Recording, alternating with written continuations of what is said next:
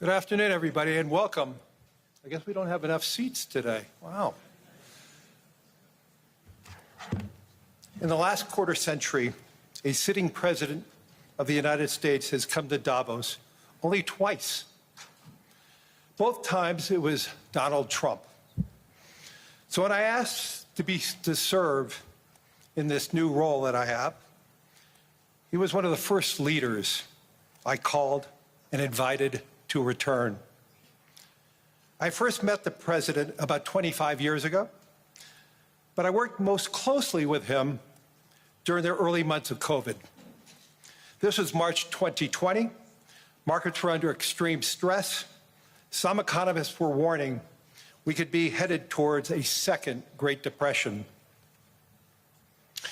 What stood out to me during the extraordinary period was a president's willingness to bring together people from governments, from business, across institutions, across perspective, to think differently, and importantly, to act decisively. That instinct to act, especially in pivotal moments, is one reason I think he values the World Economic Forum. It is a unique institution that brings together the largest combination of government officials, business leaders, technology leaders, civil society and NGO leaders, anywhere in the world for a genuine dialogue. And particularly, importantly, this year. Thankfully, this group is meeting under better economic circumstances than during the pandemic. But once again, we're facing very serious different economic conditions around the world. One of the central challenges that is impacting me is how capitalism can benefit more, and how can we broaden our global economy for greater and greater participation. That is a question where the president has shown real leadership through investing in infrastructure, reducing barriers to growth, and initiatives like the Trump account, designed to give more Americans a direct stake in the growth of the U.S. economy. As he enters the second year of his second term, we are interested in hearing his plans for 2026 and beyond, and will no doubt create more and more conversation. And that's what the forum is about, a serious conversation in the spirit of dialogue.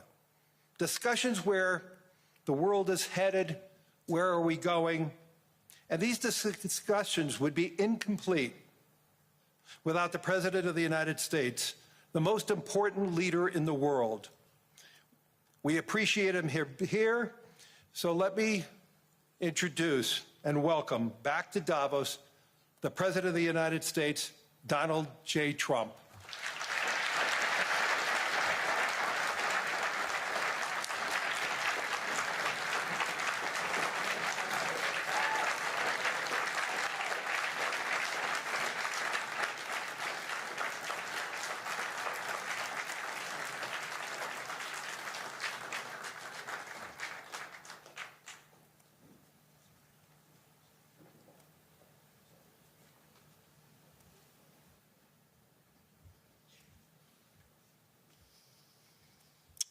Well, thank you very much, Larry. It's great to be back in beautiful Davos, Switzerland, and to address so many respected business leaders, so many friends, few enemies, and all of the distinguished guests. It's a who's who, I will say that. I've come to this year's World Economic Forum with truly phenomenal news from America. Yesterday marked the one-year anniversary of my inauguration, and today, after 12 months back in the White House, our economy is booming, growth is exploding, productivity is surging, investment is soaring, incomes are rising, inflation has been defeated, our previously open and dangerous border is closed and virtually impenetrable. And the United States is in the midst of the fastest and most dramatic economic turnaround in our country's history. Under the Biden administration, America was plagued by the nightmare of stagflation, meaning low growth, and high inflation, a recipe for misery, failure, and decline.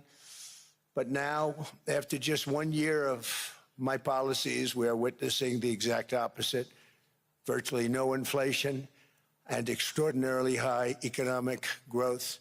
Growth like, I believe, you'll see very shortly, our country has never seen before, perhaps no country has ever seen before. Over the past 3 months, core inflation has been just 1.6%.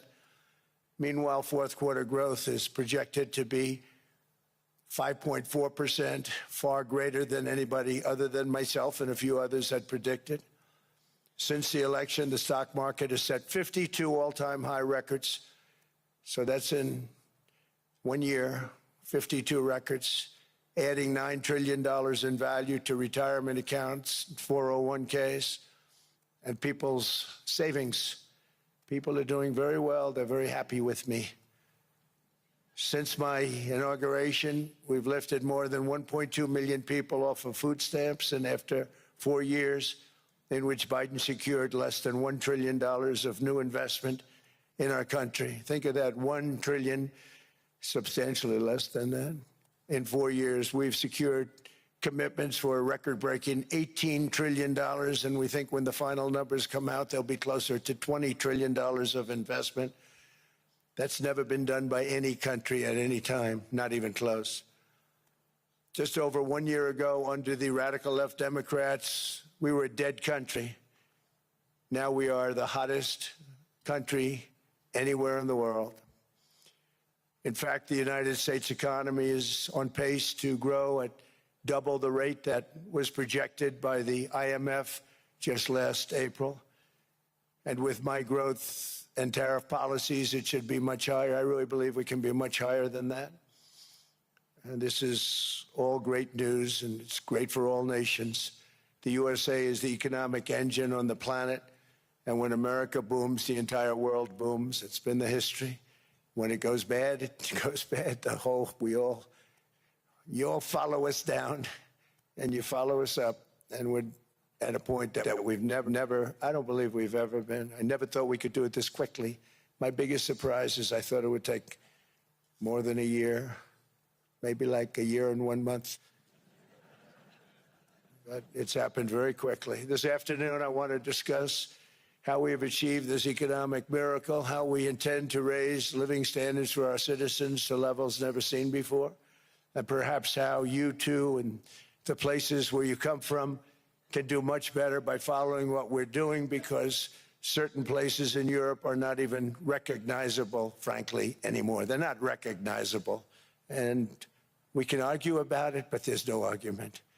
Friends come back from different places. I don't want to insult anybody and say I don't recognize it. And that's not in a positive way. That's in a very negative way. And I love Europe, and I want to see Europe go good.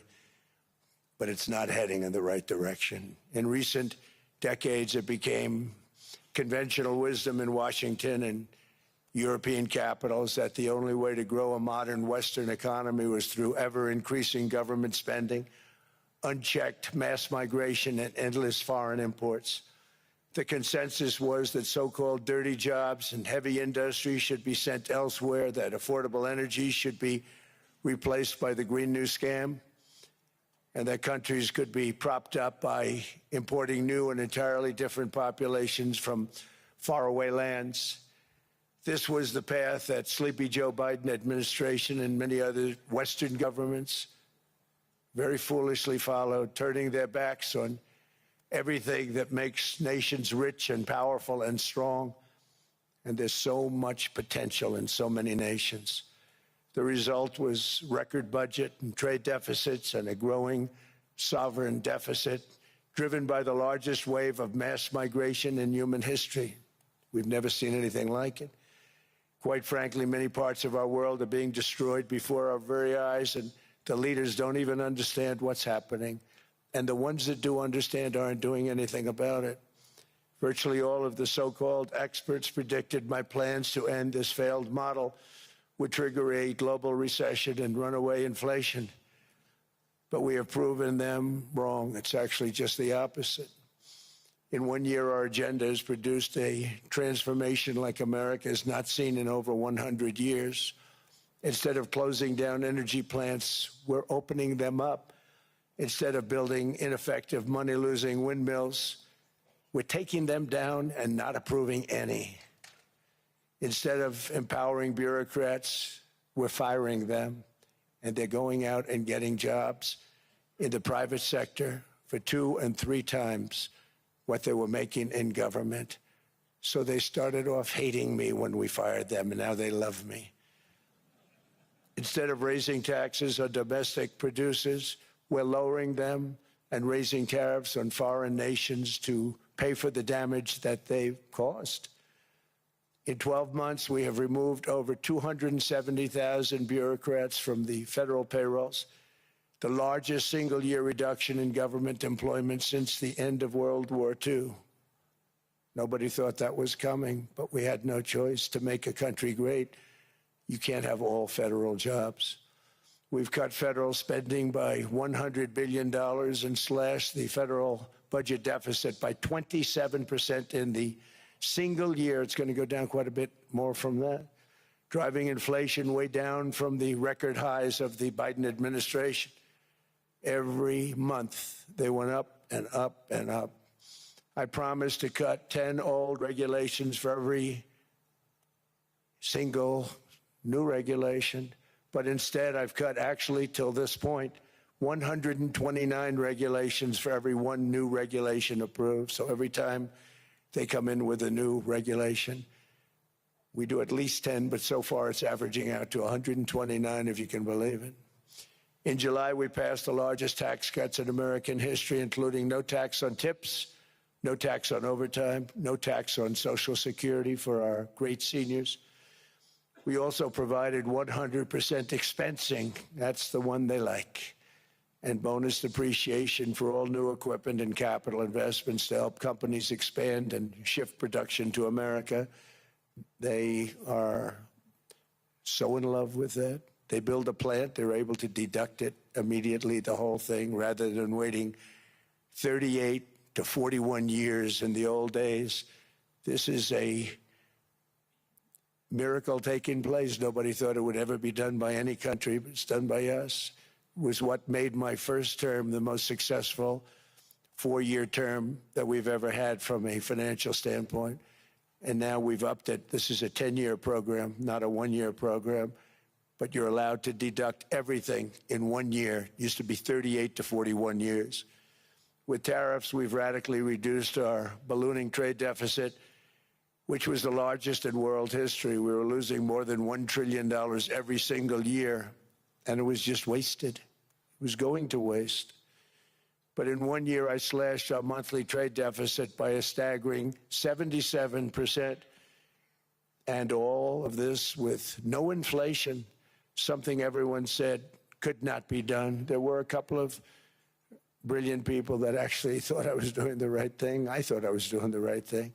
Now they all think I'm doing the right thing because they can't believe the numbers. American exports are now up by more than $150 billion. Domestic steel production is up by 300,000 tons a month, and it's doubling over the next 4 months. It's doubling and tripling, and we have steel plants being built all over the country. Nobody thought they'd see that.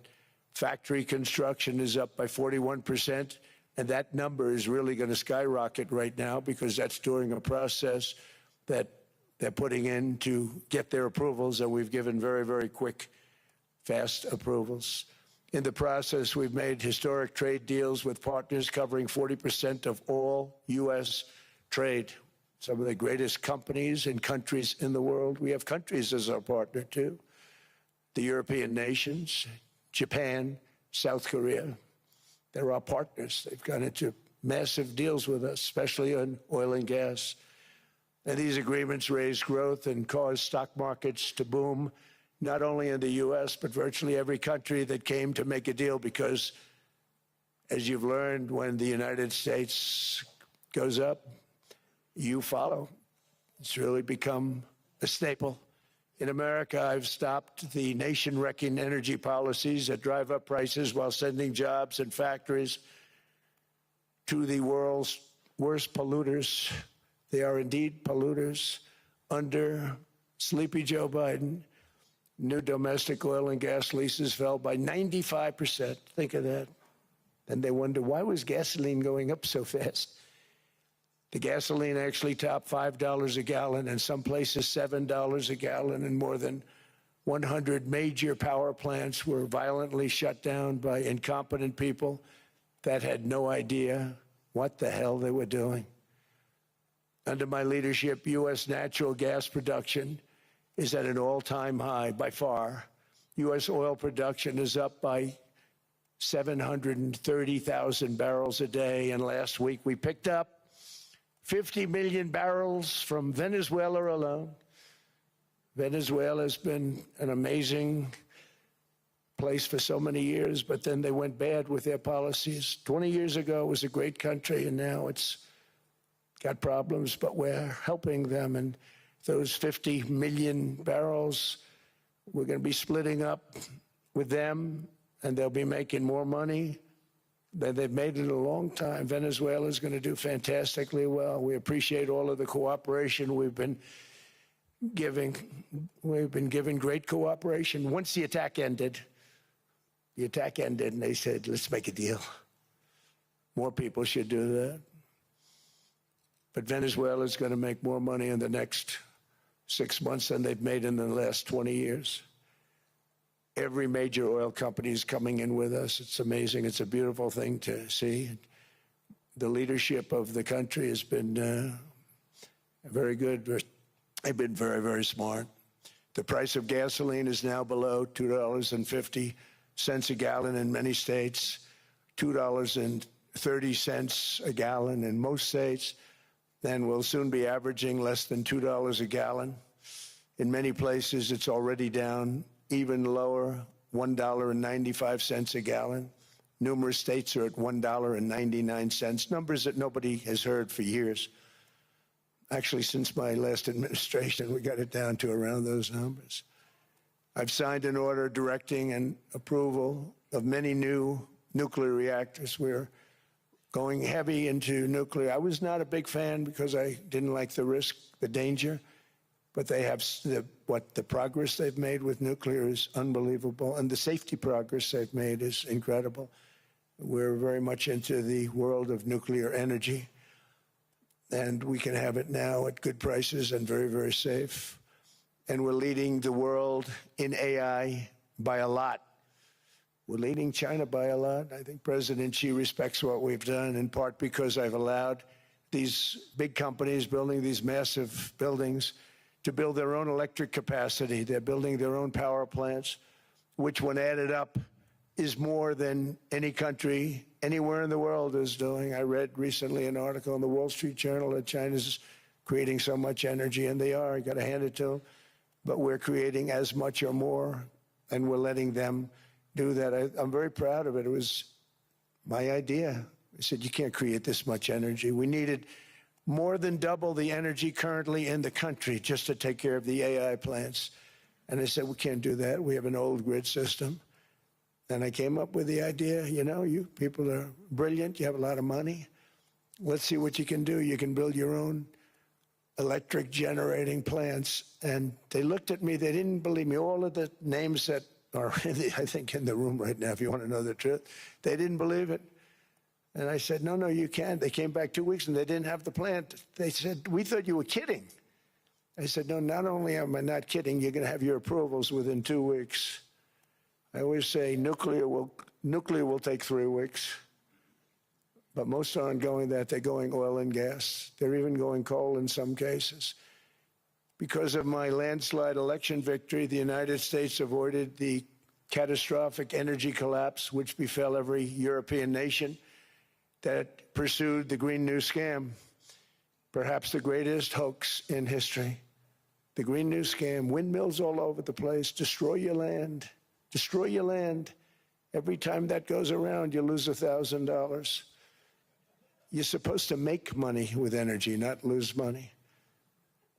Here in Europe, we've seen the fate that the radical left tried to impose on America. They tried very hard. Germany now generates 22% less electricity than it did in 2017. And it's not the current chancellor's fault. He's solving the problem. He's going to do a great job. But what they did before he got there, I guess that's why he got there.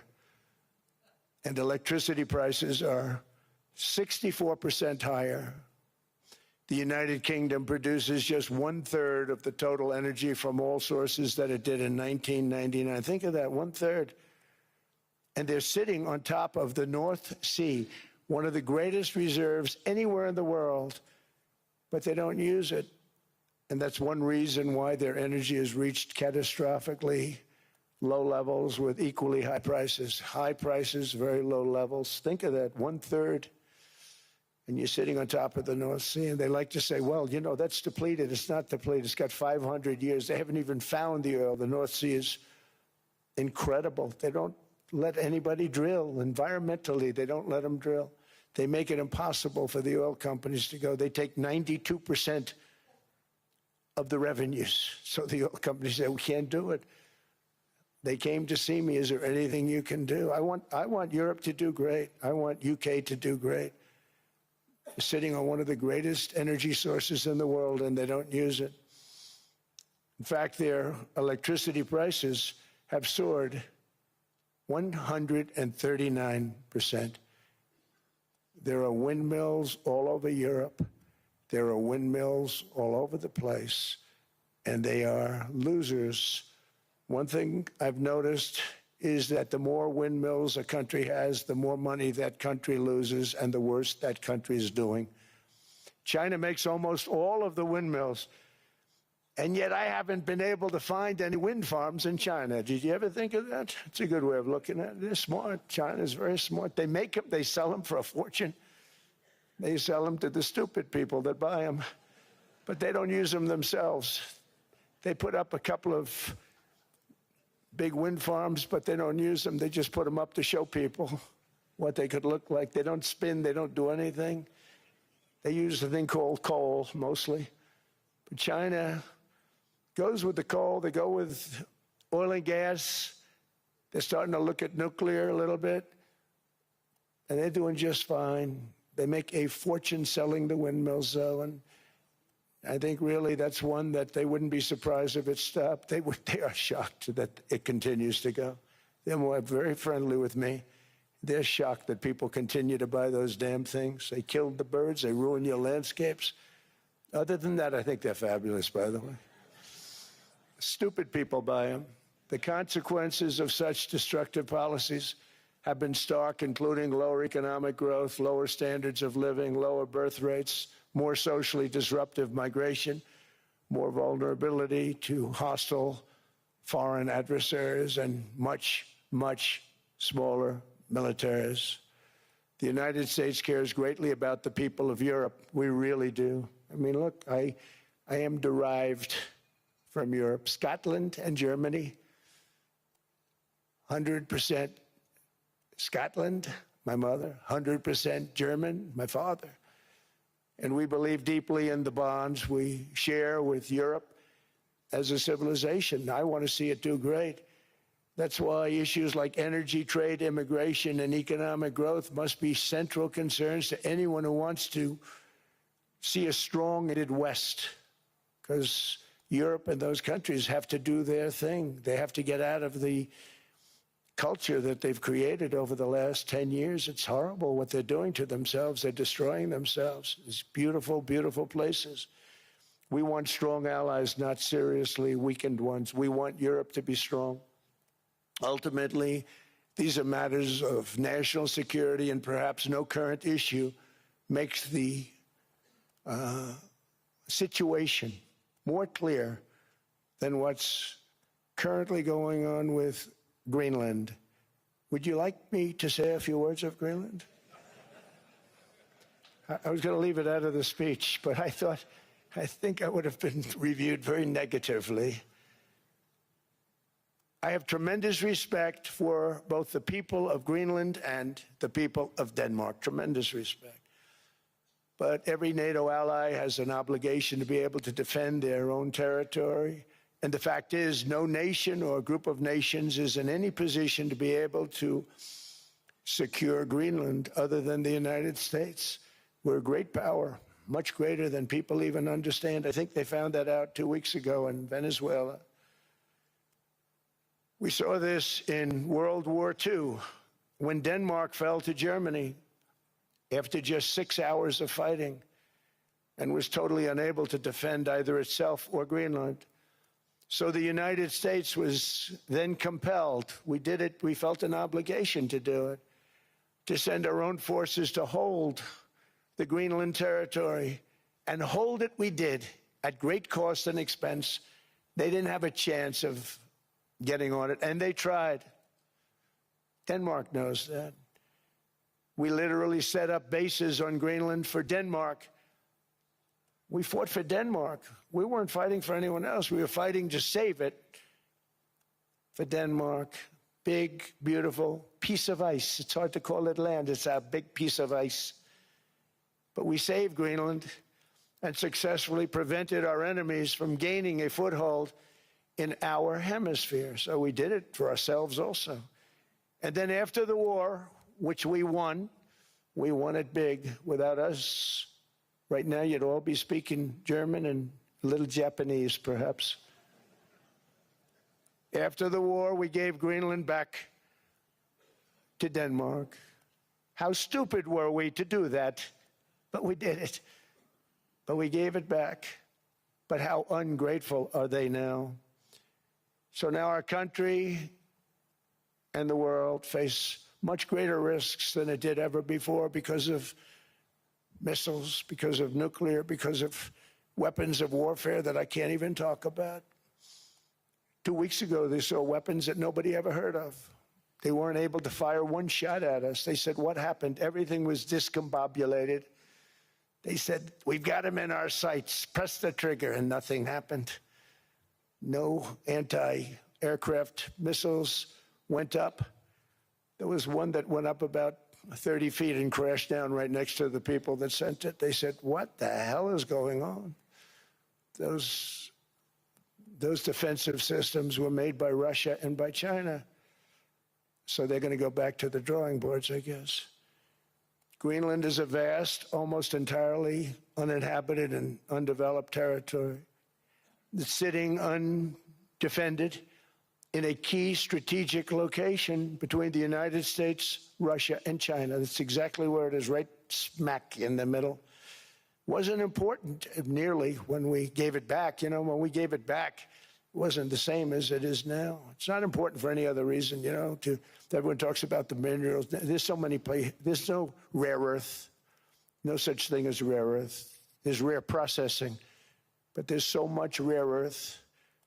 And this, to get to this rare earth, you got to go through hundreds of feet of ice.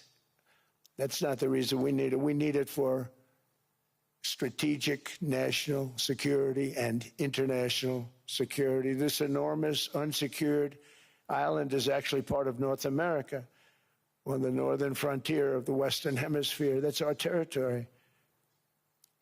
It is therefore a core national security interest of the United States of America. And in fact, it's been our policy for hundreds of years to prevent outside threats from entering our hemisphere, and we've done it very successfully. We've never been stronger than we are now.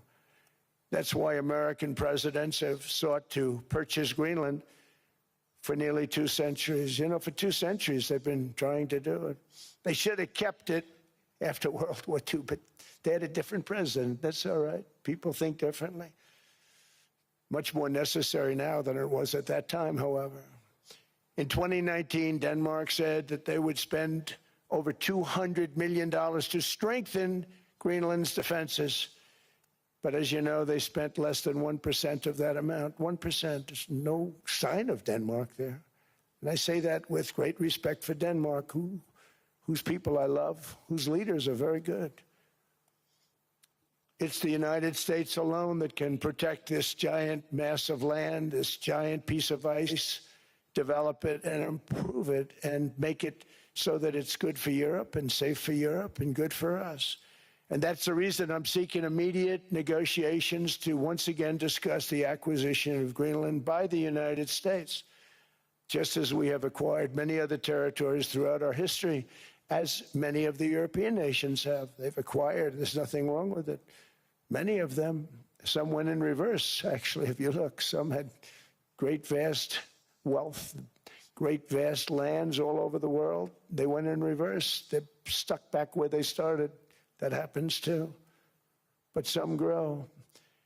But this would not be a threat to NATO. This would greatly enhance the security of the entire alliance, the NATO alliance. The United States is treated very unfairly by NATO. I want to tell you that. And when you think about it, nobody can dispute it. We give so much and we get so little in return. And I've been a critic of NATO for many years. And yet I've done more to help NATO than any other president by far, than any other person. You wouldn't have NATO if I didn't get involved in my first term. The war with Ukraine is an example. We are thousands of miles away, separated by a giant ocean. It's a war that should have never started, and it wouldn't have started if the 2020 U.S. presidential election weren't rigged. It was a rigged election. Everybody now knows that. They found out. People will soon be prosecuted for what they did. It's probably breaking news, but it should be. It was a rigged election. Can't have rigged elections. You need strong borders, strong elections, and ideally a good press. I always say it. Strong borders, strong elections, free, fair elections, and a fair media. The media is terrible. It's very crooked. It's very biased, terrible. But someday it'll straighten out because it's losing all credibility. Think of it.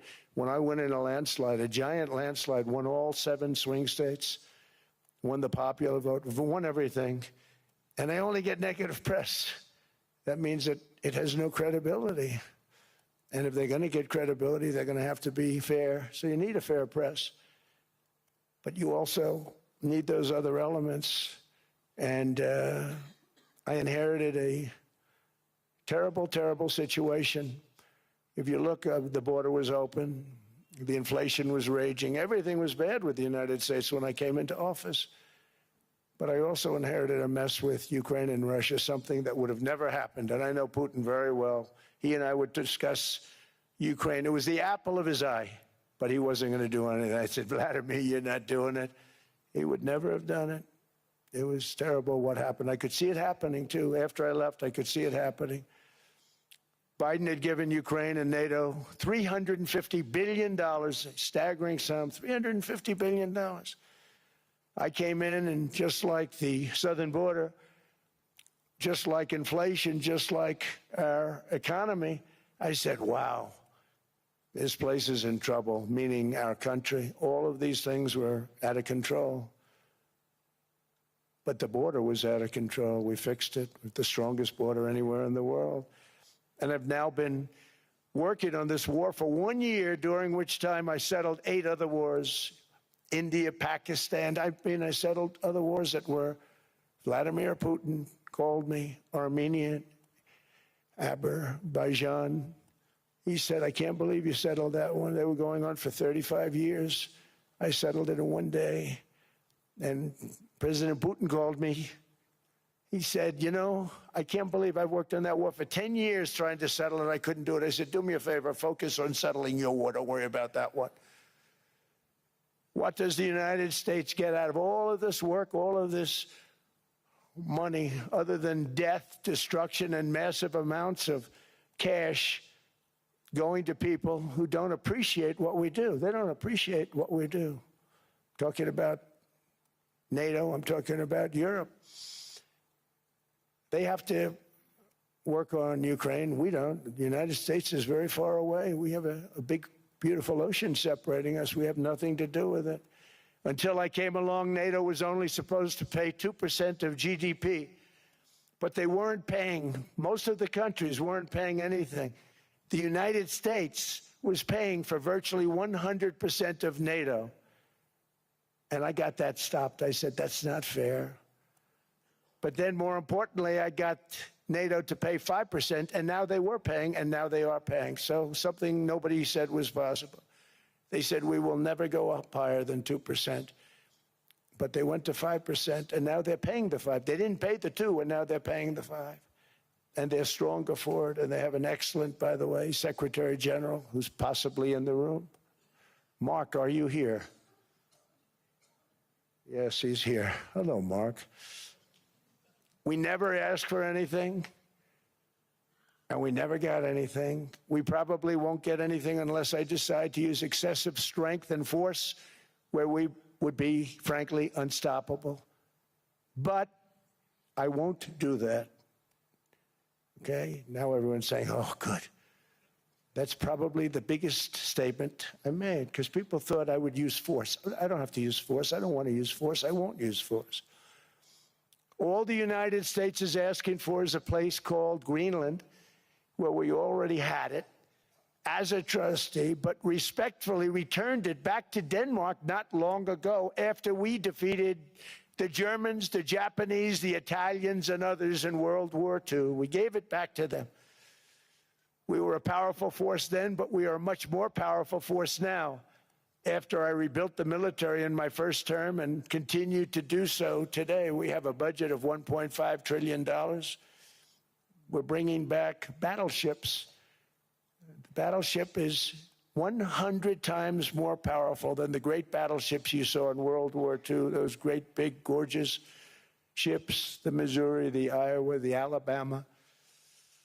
Because I thought maybe we could take them out of mothballs. They said, no, sir, these ships are 100, think of that, 100 times more powerful than those big, magnificent pieces of art that you saw so many times ago, that you still see on television, and you say, wow, what a force. 100 times, each ship 100 times more powerful than the big battleships of the past.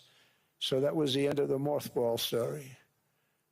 So what we have gotten out of NATO is nothing except to protect Europe from the Soviet Union and now Russia. I mean, we've helped them for so many years. We've never gotten anything, except we pay for NATO. And we paid for many years until I came along. We paid for, in my opinion, 100% of NATO because they weren't paying their bills. And all we're asking for is to get Greenland, including right title and ownership, because you need the ownership to defend it. You can't defend it on a lease. Number one, legally it's not defensible that way, totally. And number two, psychologically, who the hell wants to defend a license agreement or a lease, which is a large piece of ice in the middle of the ocean where if there is a war, much of the action will take place on that piece of ice. Think of it. Those missiles would be flying right over the center of that piece of ice. All we want from Denmark for national and international security and to keep our very energetic and dangerous potential enemies at bay is this land on which we're going to build the greatest golden dome ever built. We're building a golden dome that's going to, just by its very nature, going to be defending Canada. Canada gets a lot of freebies from us, by the way. They should be grateful also, but they're not. I watched your prime minister yesterday. He wasn't so grateful.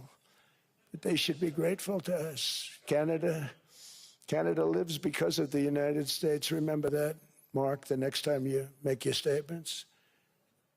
What we did for Israel was amazing, but that's nothing compared to what we have planned for the United States, Canada, and the rest of the world. We are going to build a dome like no other. We did it for Israel. And by the way, I told Bibi, stop taking credit for the dome. That's our technology. That's our stuff. But they had a lot of courage, and they were good fighters, and they did a good job, and we wiped out the Iran nuclear threat like nobody can believe. Nobody's ever seen anything like it. That, Venezuela, taking down Soleimani, wiping out al-Baghdadi when he tried to reinstitute ISIS. We did a lot. I did a lot of big things.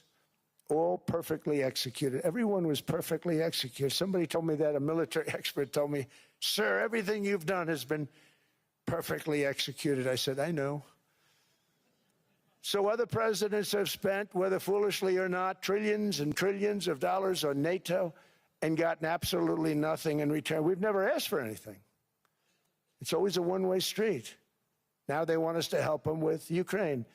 And we say, we're going to. I'm really helping, not even them. I want to see, last week, if you saw, it was 10,000 soldiers, but last month it was 31,000 soldiers died. 31,000. That's this room times, the number of people in this room times 30. Think of it. 30,000 soldiers died in 1 month. The month before it was 27,000. The month before that it was 28,000. The month before that it was 25,000. It's a bloodbath over there. And that's what I want to stop. It doesn't help the United States, but these are souls. These are young people. Look like you, look like some of you right in the front row. They go to war. Their parents are so proud. Oh, there he goes, comes back. 2 weeks later, they get a call, your son's head's been blown off. I want to stop it. It's a horrible war. It's the worst since World War II. They keep going, they'll exceed World War II. The numbers are staggering, how many people they've lost. They don't want to talk about it. Ukraine and Russia lost just tremendous amounts.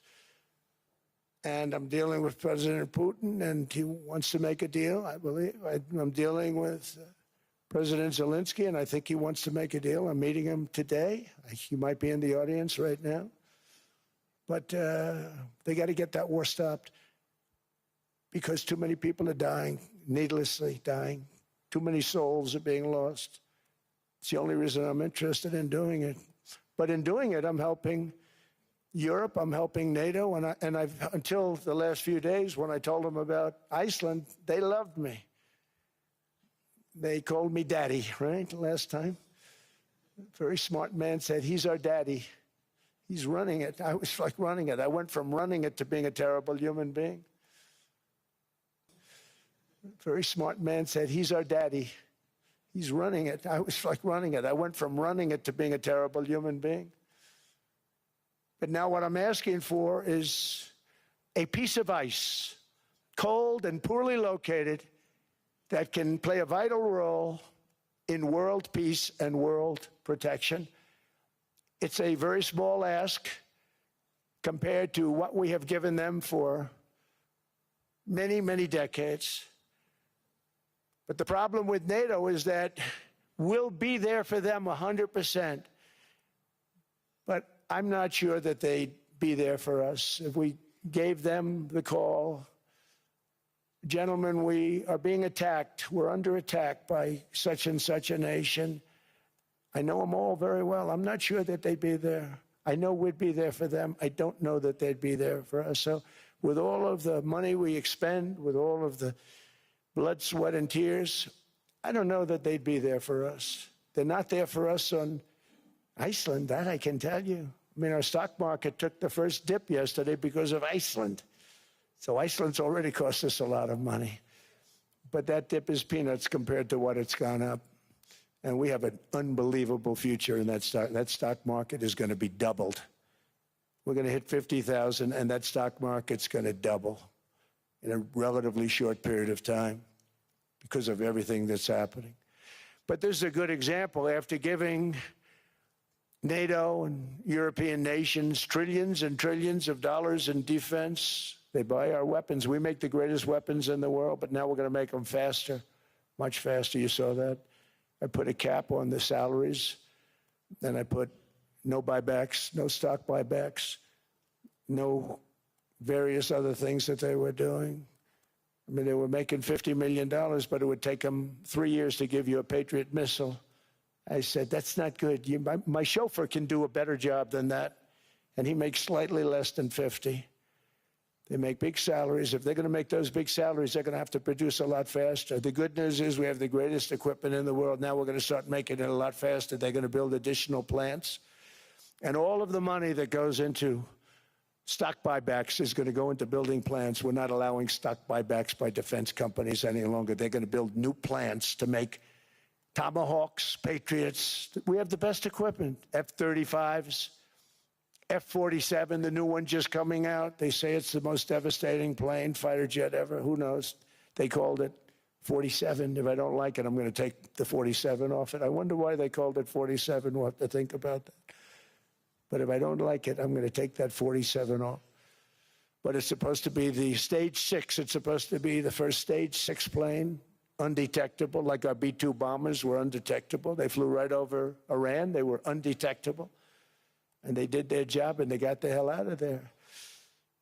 So we want a piece of ice for world protection, and they won't give it. We've never asked for anything else, and we could have kept that piece of land, and we didn't. So they have a choice. You can say yes, and we will be very appreciative, or you can say no, and we will remember.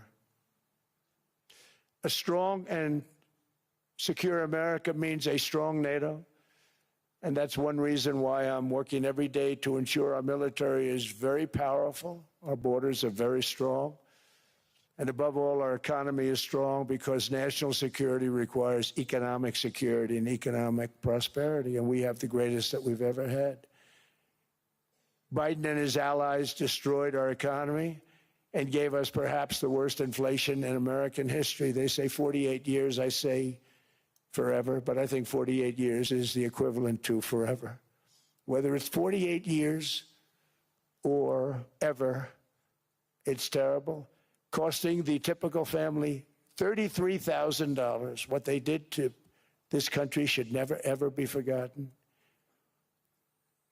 It's early, but he has to be rated as the worst president we've ever had by far. The auto pen did much of the damage. The auto pen, he was the auto pen president, because I don't believe a sane president would have ever signed the kind of things that he signed. But now grocery prices, energy prices, airfares, mortgage rates, rent, and car payments are all coming down, and they're coming down fast. We inherited a mess, but we've done a hell of a job in 12 months.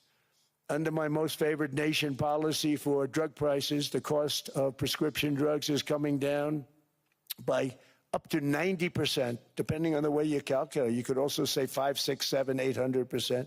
There are two ways of figuring that.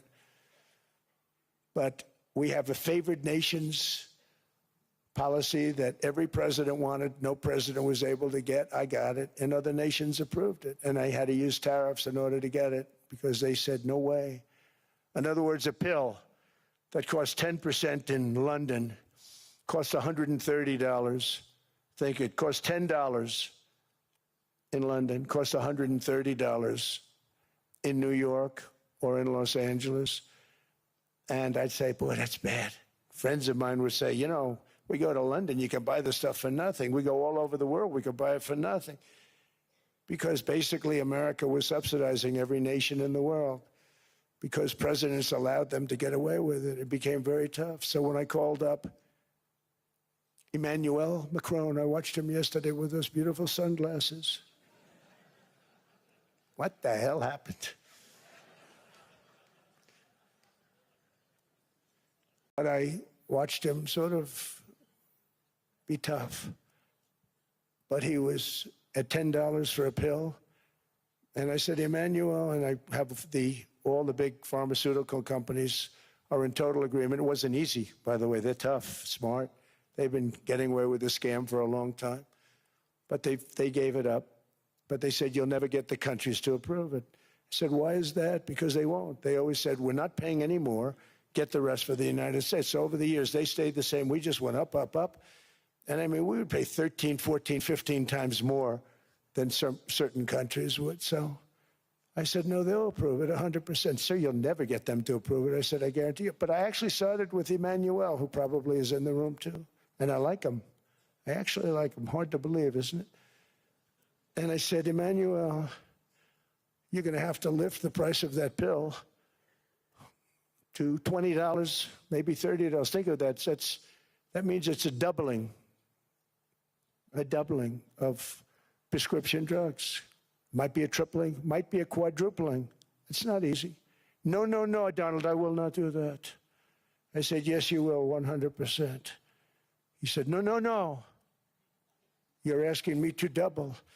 I said, Emmanuel, you've been taking advantage of the United States for 30 years with prescription drugs.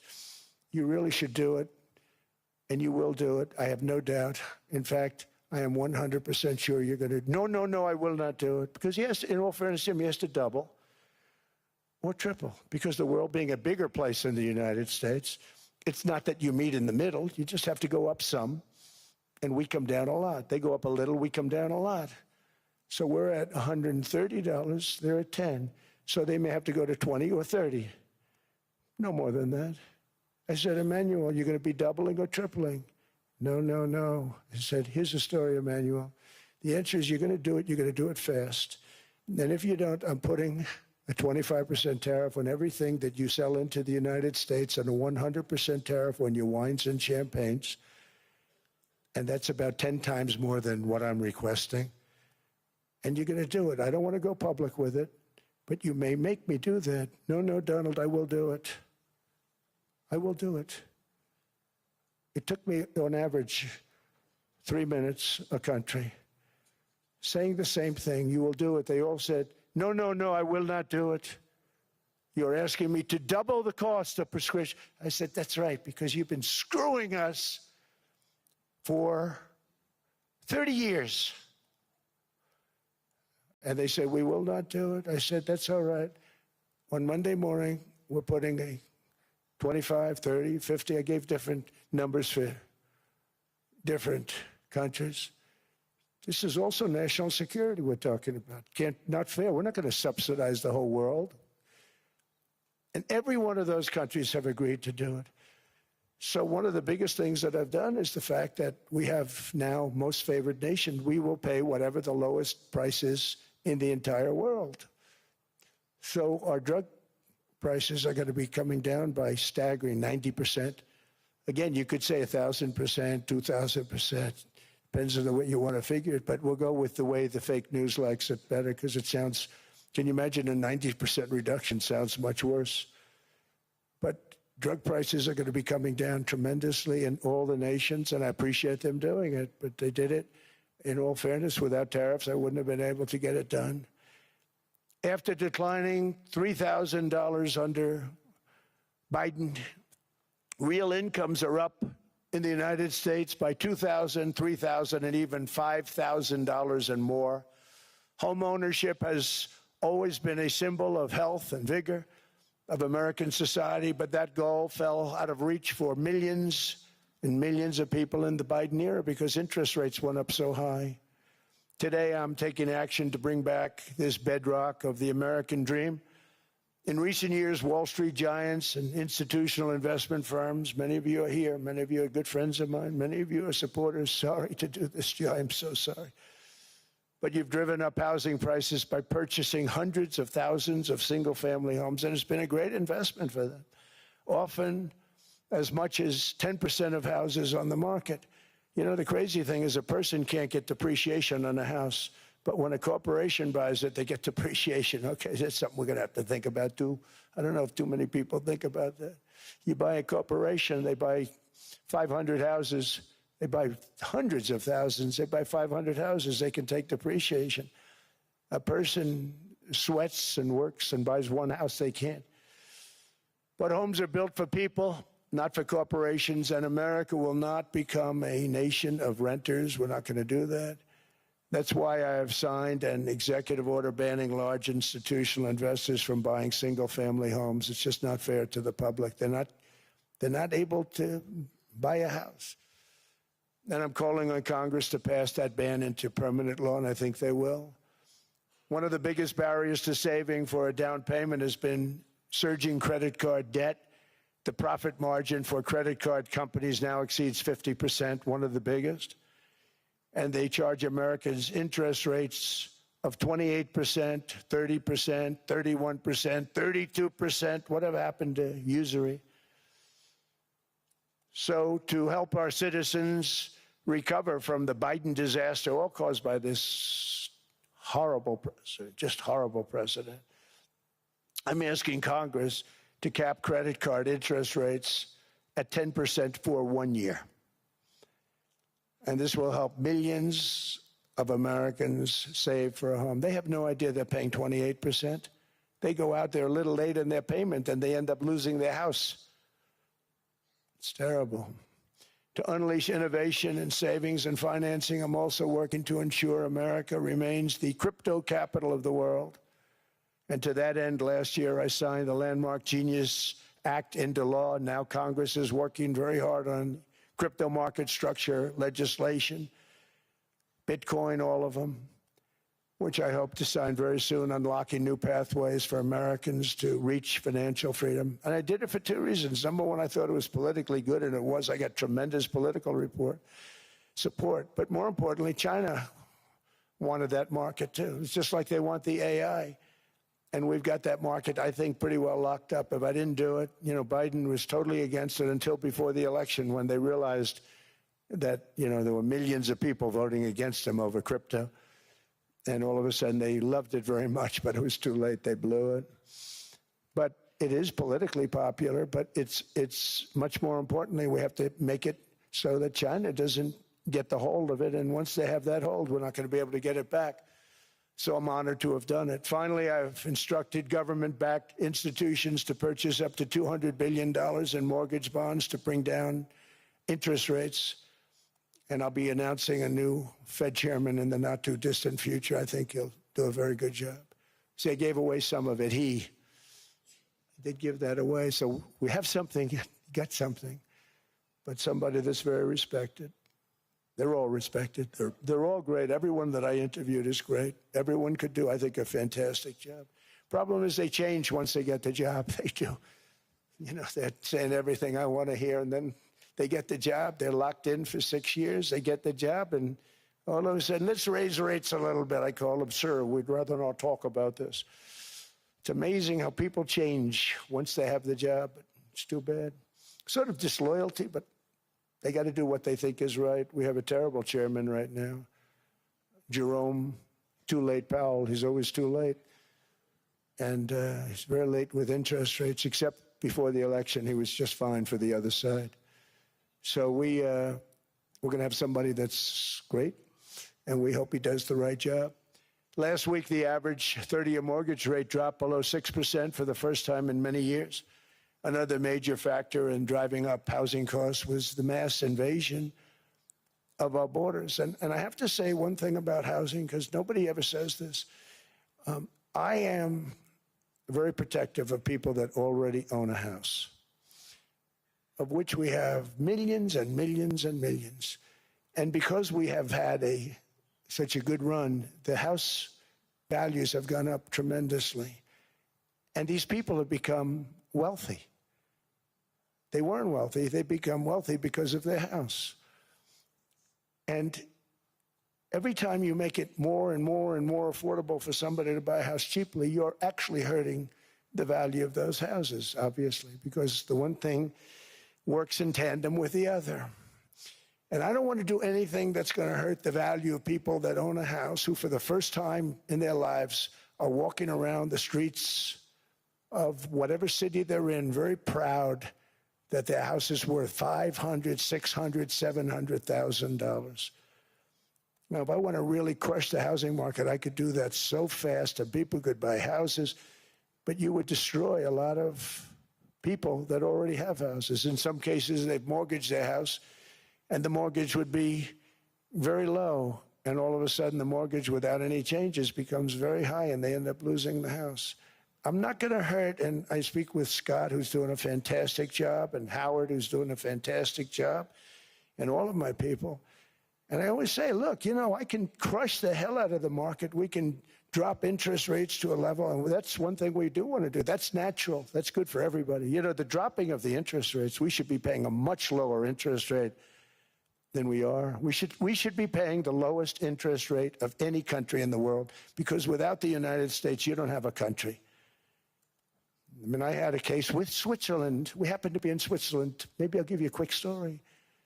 But they were paying nothing. They make beautiful watches, great watches, Rolex, all of them. They were paying nothing to the United States when they sent their product in. And we had a $41 billion deficit. $41 billion with this beautiful place. Flew over it, isn't it nice? So I said, let's put a 30% tariff on them so that we get back some of it, not all of it at all. We'd still have a deficit, big deficit. We had 41 million. That's a big deficit. And I said, let's put a tariff on. Different tariffs, different places. You're all party to them. In some cases, victims to them. But in the end, it's a fair thing. And most of you realize that. But we put a 30% tariff on Switzerland, and all hell broke loose. They were calling, I mean, like you wouldn't believe. And I know so many people from Switzerland, incredible place, incredible, brilliant place. But I didn't realize that they're only good because of us. And there's so many other examples. I mean, us, probably other places, but a majority of the money they make is because of us, because we never charged them anything. So they come in, they sell their watches, no tariffs, no nothing. They walk away, they make $41 billion on just us. So I said, no, we can't do that. So I'm going to bring it up. I still would have a deficit pretty substantial, but I brought it up to 30%. And I guess Prime Minister, I don't think President, I think Prime Minister called a woman, and she was very repetitive. She said, no, no, no, you cannot do that, 30%. You cannot do that. We are a small, small country. I said, yeah, but you have a big, big deficit. You may be small, but you have a bigger deficit than big countries. He said, no, no, no, please, you cannot do it. Kept saying the same thing over and over. We are a small country. I said, but you're a big country in terms of, and she just rubbed me the wrong way, I'll be honest with you. And I said, all right, thank you, ma'am, appreciate it. Do not do this. Thank you very much, ma'am. And I made it 39%. And then all hell really broke out. And I was paid visits by everybody. Rolex came to see me. They all came to see me. But I realized, and I reduced it, because I don't want to hurt people. I don't want to hurt them. And we brought it down to a, lower level. Doesn't mean it's not going up, but we brought it down to a lower level. But they pay now, tariff. But I realized that we have many places like that where they're making a fortune because of the United States. Without the United States, they wouldn't be making anything. Think of it. Switzerland made $41 billion on us. And as she said, it's a small place.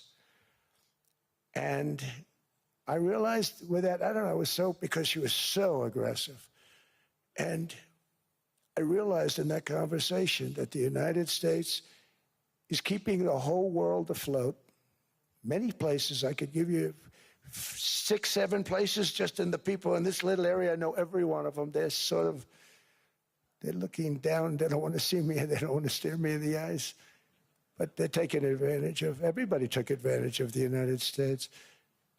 But I've been very fair, and I gave them a tariff, and it was fine. But I realized that without us, it's not Switzerland anymore. Without us, it's not any of the countries that are represented here. And we want to work with the countries. We want to work with them. We're not looking to destroy them. I could have said 39, 40%. I could have said I want a 70% tariff, then we make money with Switzerland. But Switzerland would have been probably destroyed, financially destroyed. I don't want to do that.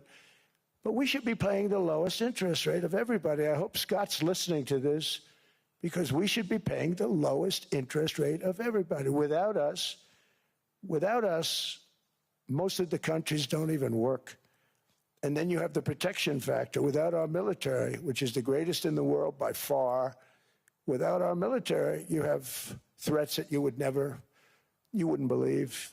You wouldn't believe. You don't have threats because of us, and that's because of NATO. One other thing, and I have to say it so importantly, in the old days, and I used to say I'm the youngest in the room. Now I'm among the older. I hate to say it.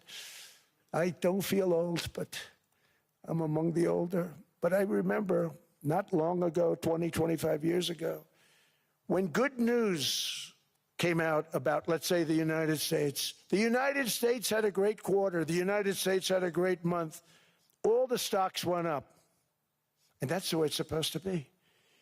Now when they say the United States had a record quarter, it's unbelievable how well it's doing, all the stocks crash because they say, oh no, inflation, inflation, they're going to raise interest rates. And they do. Some of these stupid people like Powell, they raise interest rates. And what they do is they stop you from being successful. It used to be when we had a great quarter, a great month, great earnings, great anything, any good news, the stock market went up. That's the way it's going to be. We got to do that again because that's the way it should be. Now when we have a great month, they want to kill it. Like we did over 5%. People were surprised. We should do 20%. We could do 25%. When we announce good numbers, and the reason is they're so petrified of inflation. And growth doesn't mean inflation. We've had tremendous growth with very low inflation. In fact, growth can fight inflation, proper growth. So we want to get back to the days when we announce great numbers, because we're going to be announcing phenomenal. You know, all these factories that are being built at record, thousands of businesses are being built right now. Remember, $18 trillion is invested. I think the second number is 3, and that was China many years ago. Investments in the country from outside. 18 trillion, nobody's ever seen. And that's money coming in and building things, factories. Thousands of businesses are being built, thousands. Hundreds of big factories, car plants are moving back to the United States. They're coming in from Canada, they're coming in from Mexico, from Japan. Japan's coming in and building plants here in order to avoid tariffs. They're coming in from China, they're coming in from all over the world. We have more plants being built now, car plants, than we've ever had built, even in the heyday from the 1940s and 50s. And they're bigger. They don't use renovations anymore where they take an old plant, they rip it down, they build a brand new plant, super modern plant. But it's happening at levels that nobody's ever seen. In 2024, the U.S. built less than 2 million new homes, but Biden admitted more than 8 million new migrants. And those days are over. In 2025, for the first time in 50 years, the United States had reverse migration. Boy, that was nice. And these were criminals that were being taken out of our country because they allowed people to come into our country from jails, from gangs, drug dealers, murderers. 11,888 murderers. We've gotten most of them out. And then ICE gets beat up by stupid people from leadership in Minnesota. We actually are helping Minnesota so much, but they don't appreciate it. Most places do. You know, Washington, D.C. is the safest place now in the United States. It was a very dangerous place to walk, and now you can walk with your wife, your kids, right through the middle of the city. Right now, Washington, D.C. is as safe as it gets. It was one of the most unsafe. I had to admit, we sent in the military, the National Guard. Within 2 months, it was great. Within 3 months, it's like a really great place and a safe place and a beautiful place. It's even been cleaned up. The graffiti's gone. The fences are gone. We don't have to worry about fences anymore. All of the places, the grasses are cut and replaced with new grass in many cases. It's all going to happen in the spring. But Washington and D.C. is beautiful again, and it's safe. New restaurants are opening up. They were all closing. Now you can't get into a restaurant. Restaurants in Washington, D.C. are all opening. Memphis also, Memphis, Tennessee, New Orleans, Louisiana. We're there for 3 weeks. We've cut the crime down by 64%. Within another month, we'll have virtually no crime there. We can do that all over. We're going to help the people in California. We want to have no crime. I know Gavin was here. I used to get along so great with Gavin when I was president. Gavin's a good guy. And we're going to, if he needed it, I would do it in a heartbeat. I'd love to see. We did help them a lot in Los Angeles, a lot with the early in my term when they had some problems. But we would love to do it. I will say this, if I were a Democrat governor or whatever, I would call up Trump. I'd say, come on in, make us look good. because we're cutting crime down to nothing. And we're taking people out, career criminals who are only going to do bad things, and we're bringing them back to their countries. But where we've done it, it's been amazing. And we have a capacity to do it at much greater levels. We're cutting illegal aliens off welfare and other government benefits, and I have directed that starting immediately, there will be no more payments to sanctuary cities because they are really just sanctuaries for criminals. They're really protecting criminals, and those are the ones we have to get out of the country: murderers, drug dealers, the mentally insane. They emptied their mental institutions into the United States. And despite that, we have the lowest crime numbers that we've ever had in the history of the country. Just came out.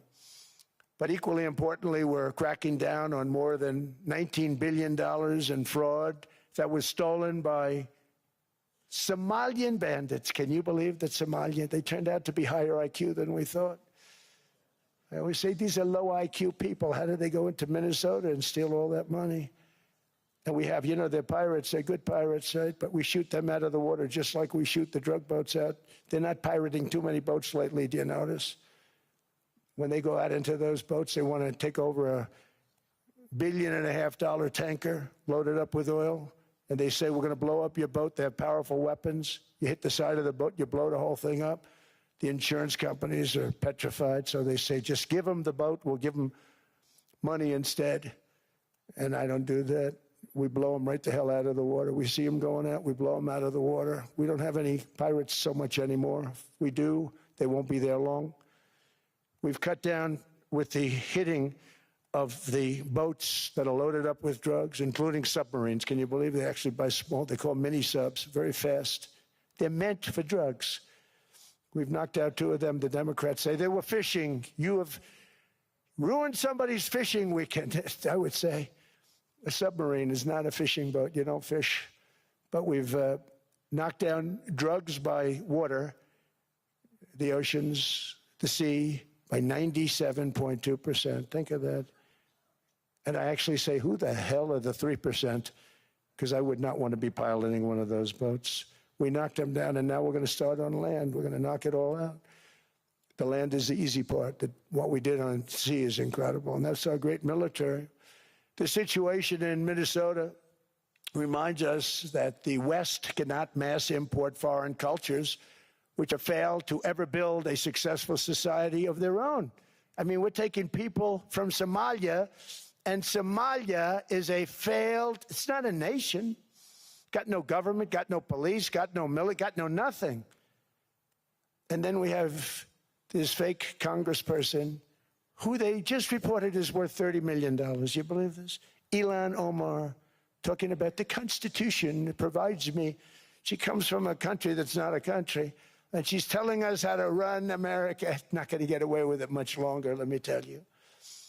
The explosion of prosperity and conclusion and progress that built the West did not come from our tax codes. It ultimately came from our very special culture. This is the precious inheritance that America and Europe have in common. We share it. We share it, but we have to keep it strong. We have to become stronger, more successful, and more prosperous than ever. We have to defend that culture and rediscover the spirit that lifted the West from the depths of the Dark Ages to the pinnacle of human achievement. We live in an incredible, changing period. It's an unbelievable time, but we have to take advantage of the time that we're in. In our hands are technologies that our ancestors could scarcely have. I mean, they couldn't have even dreamt some of the things that we see today. And so rapidly they're produced. I mean, AI, 2 years ago, nobody ever heard of the term, and now everybody's talking about it. And it can have some very good purpose. It could also have some dangerous purpose, and for that we have to watch out. But some tremendous things are happening because of it.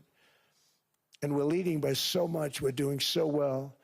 But opportunities that are bigger and grander than ever before in human history are right before us. It is the pioneers in this room. Many of you in this room are true pioneers. You're truly brilliant people. Just your ability to get a ticket is brilliant because you have about 50 people for every seat. I don't know what, that's Larry. Everything Larry touches turns to gold. He made this very successful. But you're in this room, and some of you are the greatest leaders anywhere in the world. You're the greatest brains anywhere in the world. And the future is unlimited, and to a large part because of you, and we have to protect you, and we have to cherish you. I always say we have to cherish our brilliant people because there aren't many of them. So together with confidence, boldness, and persistence, let us lift up our people, grow our economies, defend our shared destiny, and build a future for our citizens that is more ambitious, more exciting, more inspiring, and greater than the world has ever seen. We're in a position to do things that nobody else has ever even thought of before. And many of the people in this room are the ones that are doing it, and I want to congratulate you, and I'm with you all the way. You can do things that nobody else can even think about. So I congratulate you on your tremendous success, and the United States is back, bigger, stronger, better than ever before, and I'll see you around. Thank you all very much. Thank you very much.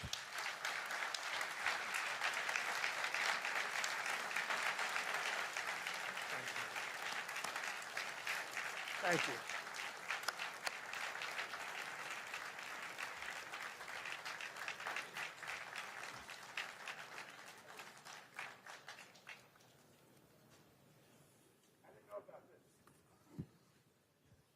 This was supposed to be a nice fire chat, Mr. President. Yes, good. I got set up. No, I did know. You made the job for the moderator really easy. Thank you, Mr. President, for your speech. I do have a few follow-up questions, if it's okay. Sure. I don't think I should start with Greenland, maybe. I'll start with the economy. The U.S. economy is doing really, really well.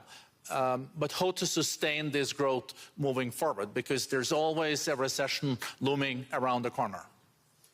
Well, you know, the one thing about economies and recessions is sometimes you get hit unexpectedly and there's nothing you can do about it. They're all brilliant people, but there's nothing. One example was COVID. We had an economy going at levels like nobody had ever seen my first 2.5, 3 years. And then I heard the word pandemic, not COVID. They came up with that name over a period of time. We won't get into that. But I heard the word pandemic.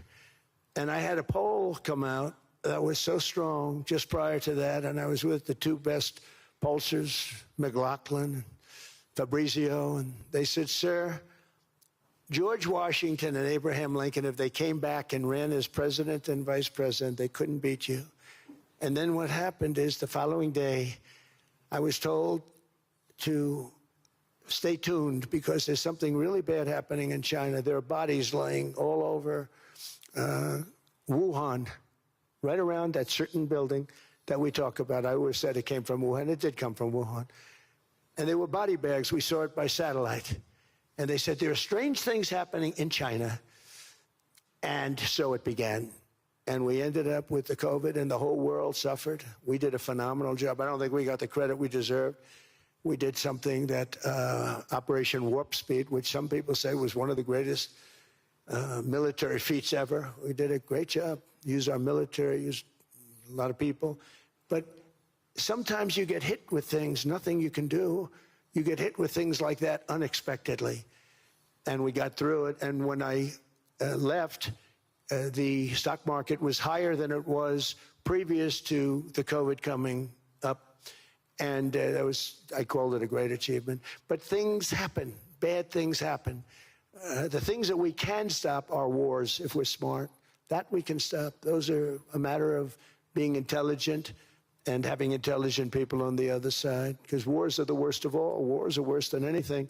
But we can stop wars because that's sort of up to us. But things like dust flying in the air, wherever COVID comes from or whatever comes, sometimes you have to be a little bit lucky. But we are poised to have an economy like no other, not only in this country, but anywhere. And you know, when you hear the kind of numbers that, I can tell you that Scott Bessent was with me the other day, and he's looking at numbers. He said, And that's all he's done his whole life, pretty much your whole life. Scott, you weren't going to be a football player, I don't think. Scott was not that great at football, but he was always good at numbers, right? And he was looking at numbers. He said, I've never seen anything like this. We're poised to do things that no other country's ever done. And, you know, luck, I hate to say it, but we need a little luck. We don't want to get hit by something that nobody could have thought. Whoever thought we were going to hit by a pandemic? You know, when I heard the word pandemic, I said, oh, that's an ancient problem. World War I, they lost 100 million people. It actually ended World War I. A lot of people don't know. The Spanish flu in World War I ended the war because all the soldiers were sick. The soldiers were so sick on both sides, and that war was raging, and they were all dying from the Spanish flu. They were sick as dogs. They couldn't fight. So, you know, you don't know how that would have turned out. But so we do, I mean, subject to that, and I always have to put a caveat in for it, but we're poised to have the greatest growth of any large country, I think any country that there's been. When you look at what's happening in the United States, it's really amazing. Thank you.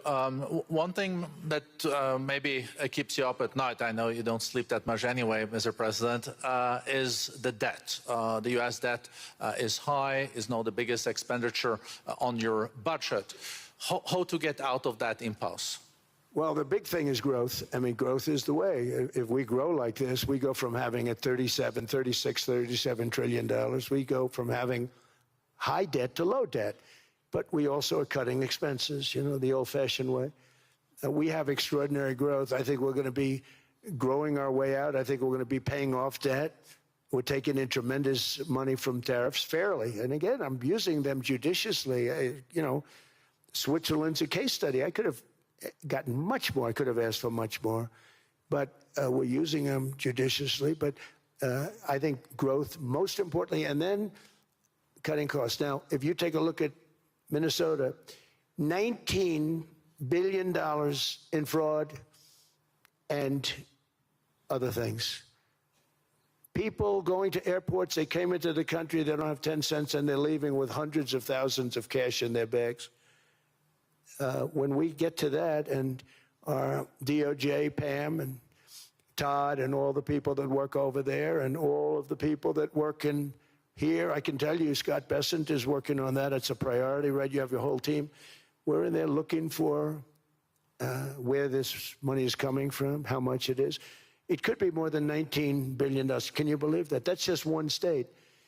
If we were able to cut out 50% of the fraud, 50%, and we should be able to do better than that, we would have a balanced budget without having to talk about even growth.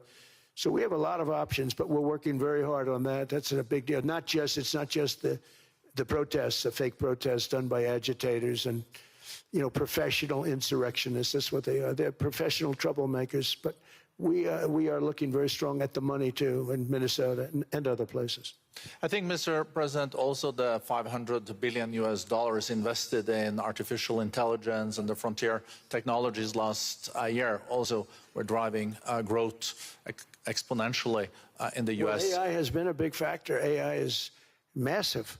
I mean, Mark Zuckerberg showed me a plant where he put it over a map of Manhattan, and it was basically the size of Manhattan. This is not, I said, you got to be kidding. It's a plant that was miles long, miles wide, very high. I don't think it was high like the Empire State Building, but it was high. And it literally covered most of the island of Manhattan. That's called a big plant. And, you know, when I heard they're going to spend $50 billion building it, I said, what, you know, if you spend $50 million, you can build a nice little shopping center. If you spend $500 million, you can build a good shopping center. But how do you spend $50 billion? When I looked at this thing, I said, you think you'll be able to do it for that? It's amazing when, you know, some of the plants that I see, and I see them all. And again, so big is we're letting them build their own electric generation. This way we have no problem. And otherwise they'd be complaining. There'd be nobody able to, you know, we have an old grid system. And not only that, they're going to sell at a very cheap price the excess electricity that they create back into our grid. So that'll solve some problems for certain states that don't have enough electricity. We also know that on the AI, there is fierce competition between the US as the largest economy in the world, 27% of the global GDP and 5% of the global population, not doing that badly, and China. And we know that that competition is very tough on AI. I know you're heading to a state visit to China in April. How do you see the US-China relationship moving forward? Are you able to combine this tough competition with also collaboration? So I've always had a very good relationship with President Xi and with President Putin. Talk about, you know, the larger powers. But I've always had a very good relationship with President Xi of China. He's an incredible man. What he's done is amazing. He's highly respected by everybody. And I do now. I mean, now I have good. It was very severely interrupted by COVID. I used to call it the China virus, but he said, do you think you could use a different name? And I decided to do that because why should we have a problem over that? But I would do that, and they were. You're a true diplomat, huh? I became a diplomat for the first time. Well, you know who taught me that? Marco Rubio. Marco Rubio. He said, let me teach you about diplomacy. Hey, any guy that gets approved by 100% of the votes, think of it, he got liberal Democrats and radical right Republicans to approve him. He's the only one. The next one was like lost 45 votes, right? But he got all 100 votes voting for him. And at first I wasn't happy about it. I said, wait a minute, I don't like that. And now it turns out that the Democrats probably wish they didn't do that. And Marco has been fantastic. Marco, stand up, please. You have done a great job as Secretary of State. He's going to go down as the best Secretary of State. And Scott, and we have Susie, who's the first female Chief of Staff, and she's the best Chief of Staff, too. And I see Howard Lutnick, who I know spoke, and Howard's fantastic. Some of the deals we're doing are great. And I want to pay particular attention because we have Chris. And Chris, you got up and spoke, I think. He's the #1 oil man in the world because I was going to put Doug Burgum, who's fantastic. I don't know if Doug's here. Is Doug here? Doug Burgum is fantastic. He said, sir, there's one man better than me. And he introduced me to Chris. And he turns out to be. So we're drilling more oil and gas now than we ever have by almost double. Is that right, Chris? And on top of it, we get a lot coming out of Venezuela. So anyway, so we're doing great. The country is just doing great. We have great people. Thank you. And I see other people. We have Steve Witkoff. We have Jared. I got so many people. I'm in trouble because when I go back, they're going to be people with long faces. Sir, you didn't introduce me. I got so many people. And we have a lot of the greatest people anywhere in the world. I know them all. So I won't continue because we'd be here all day. Thank you, Mr. President. We also know that you're a deal maker, and then maybe coming back to Greenland and Ukraine. What kind of deal in the end do you see between the U.S. And Denmark? Because, you know, I guess you see it now as a negotiation going on, or? Well, it's costing Denmark hundreds of millions a year to run it. And Denmark's a small country and wonderful people. But, you know, it's very expensive. It's a very big piece of ice. And it's very important. I mean, I don't want to repeat the speech, but it's very important that we use that for national and international security. That can create a power that will make it impossible for the bad guys to do anything against the perceived good ones. And it's a great block for Europe, just like, you know, Denmark was supposed to spend hundreds of millions of dollars. They didn't spend the money. They didn't spend anything almost. And we'll see what happens. I just say this. NATO has treated the United States of America very unfairly. We never asked for anything. We never got anything. We actually took care of the needs of NATO for years and years, which I felt was always unfair. So I got NATO to pay because they're rich countries. But I think it's time that NATO step up. We're helping them with Ukraine. Without us, I think Putin would have gone all the way. I think we have it. I think that could have been a World War III, if you want to know the truth. If Kamala was elected, or Joe, any one of those, you know, those thinkers, I think you could have ended up in World War III. And I will say Steve Witkoff has been dealing incredibly with, but we're not going to have World War III. We want to get it stopped, but we're not going to have World War III. I think if I wasn't elected, I think that could have evolved into World War III. It was a very, very bad situation, and it still is, but it's not that kind of bad. It's bad because so many young people are being killed. How close do you think there is on an agreement on Ukraine? I had the pleasure of speaking with Steve Witkoff and Jared Kushner yesterday. I know they're working hard on it. I know that they're also traveling now. Do you see this very close or still? Well, I hate to say it. I thought that was going to be, so I settled 8 wars plus. And I thought that was going to be one of my easier ones. Not the easiest. Some I settled in a matter of hours because I'm good at that stuff. You know, the United Nations should be doing this. I shouldn't be doing it, but it doesn't matter. It's got to get done, saving a lot of lives. We're saving millions of lives. With Ukraine, Russia, there's tremendous hatred between President Zelensky and President Putin. That's not good. That's not good for settlements. We know from dealing. There's abnormal hatred. With that being said, I think Russia wants to make a deal. I think Ukraine wants to make a deal. And we're going to try getting a deal done. We're getting, I think, Steve, I think I can say that we're reasonably close. Now, what happens is oftentimes we'll have a deal with Russia. Russia's set, and President Zelensky will not do it. You saw that when he was in the Oval Office. I was not happy. And then we'll have President Zelensky wants to make a deal, and Putin doesn't want to make the deal. It's a very difficult balance, and it's big time, and it is, you know, to use a word, it's a bloodbath. It's horrible what's happening. It's a drone war. The drones are killing, you know, thousands of people a week.